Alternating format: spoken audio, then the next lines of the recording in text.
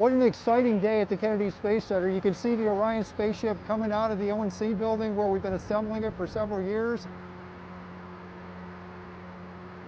As big a step as this is for us today in rolling out and starting the journey of Artemis 1 to the moon and beyond, we're really excited for this test program to get this vehicle flowing and to begin the next steps, which are to send humans back to the moon. The twin sister of Apollo, Artemis is the name given to the program that will return humanity to the moon. And named after one of the largest constellations in the sky, Orion is the spacecraft destined to get us there. Through Artemis missions, NASA will land the first woman and the first person of color on the lunar surface. And these missions will allow us to explore more of the moon than ever before, paving the way for long-term presence in lunar orbit. We're rolling the Orion spacecraft out, but it's beginning its journey. We're really kind of at the end of the building process and the beginning of getting ready to go fly. But before Orion can travel to our nearest celestial body, it must first make a few pit stops along the way to fuel up and get ready for flight. As we leave here today, we're going to go to a facility that'll fuel the spacecraft with the rocket fuels and propellants it needs. We'll put a launch aboard system on. We'll send it out to be stacked in the rocket and launched. And it's really the last few yards of the game. Orion's journey to the moon began on the bayou.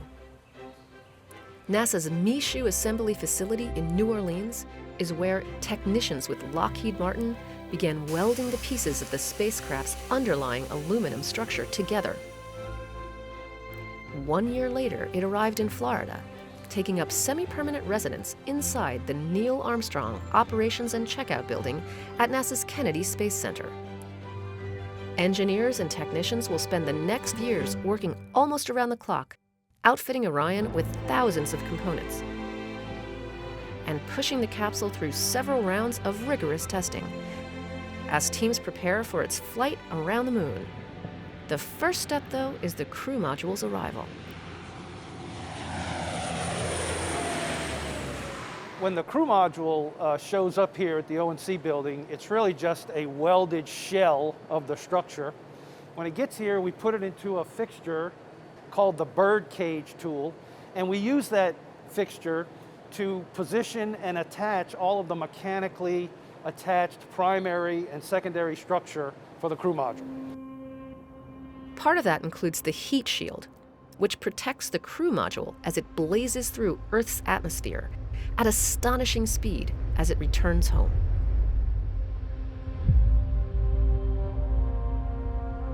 Technicians with Lockheed bond those thermal protection system products onto the heat shield right here in the ONC.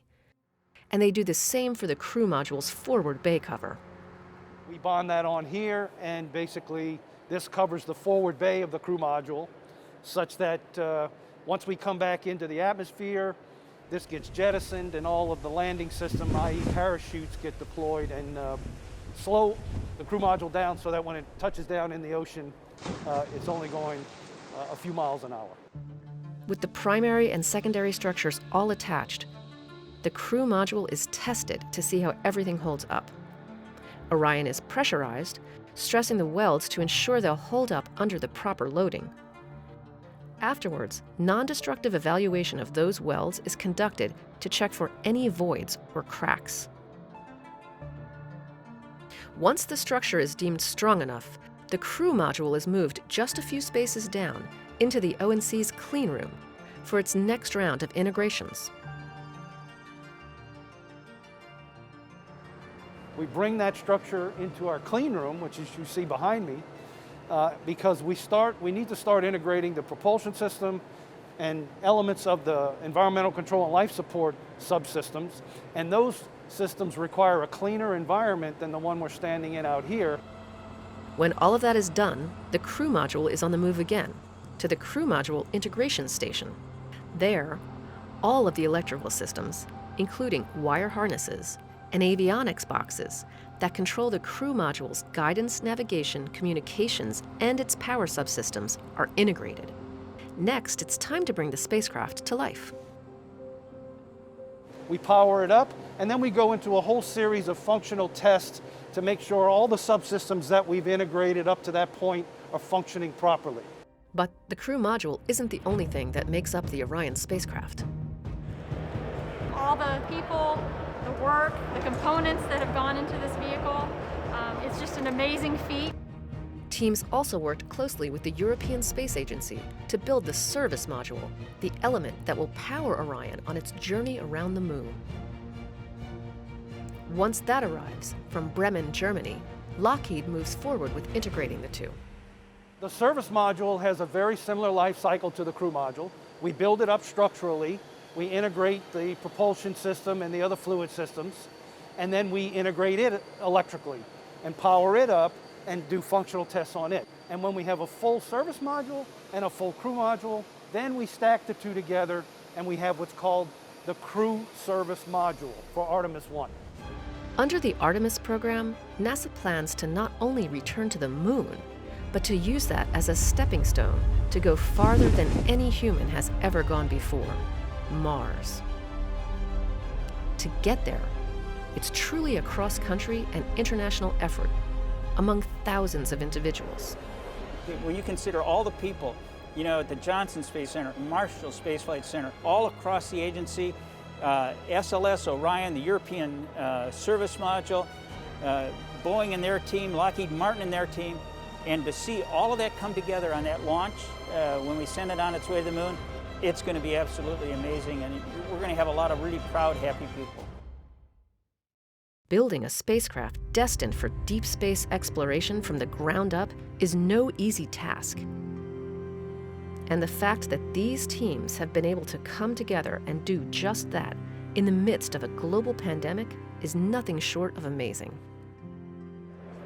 It really is a testament to the workforce. If you think about what we've been through over the years that they've been putting this together, and particularly think about the environment that this team was dealing with.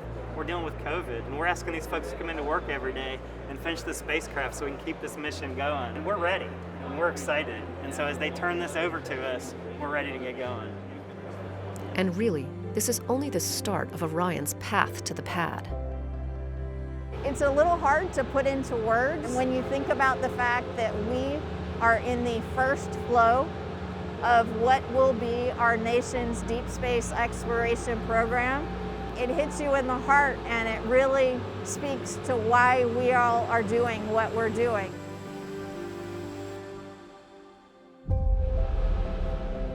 I never thought as a little kid growing up I'd be part of something like this today. Now as a dad of two young girls, to be able to tell them what I do and to be able to have them someday watch the first woman stand on the moon is pretty amazing to me personally. As the Orion spacecraft departs the ONC, its next stop is the Multi-Payload Processing Facility, or MPPF, where teams with NASA's Exploration Ground Systems and prime contractor Jacobs will perform the next set of milestones, fueling and servicing the spacecraft. We have a few months of hard but rewarding work ahead of us to get to launch, but this is it. This is our year. This is our time and what folks have worked so hard for. Now, we're going to continue with processing, get that thing checked out, fueled, get the launch abort motor stuck on top of it. With fueling of Orion's crew and service modules complete, the spacecraft moves from the MPPF into the Launch Abort System facility. We just finished fueling the spaceship, and we moved it to the LASA facility, the Launch Abort System facility, to put the Launch Abort System on the top of Orion. And in July 2019, teams completed a critical test, the Ascent Abort 2 flight test, to validate the Launch Abort System works as expected.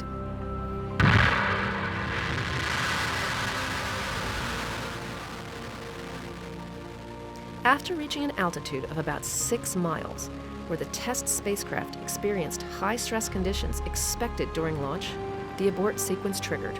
Within milliseconds, the abort motor fired to pull the crew module away to safety. Its attitude control motor flipped the capsule into the proper orientation, and the jettison motor fired to release the crew module for a splashdown in the Atlantic Ocean. I feel, just honored and humbled every day to be able to work on this stuff. This rocket is just going to be absolutely amazing.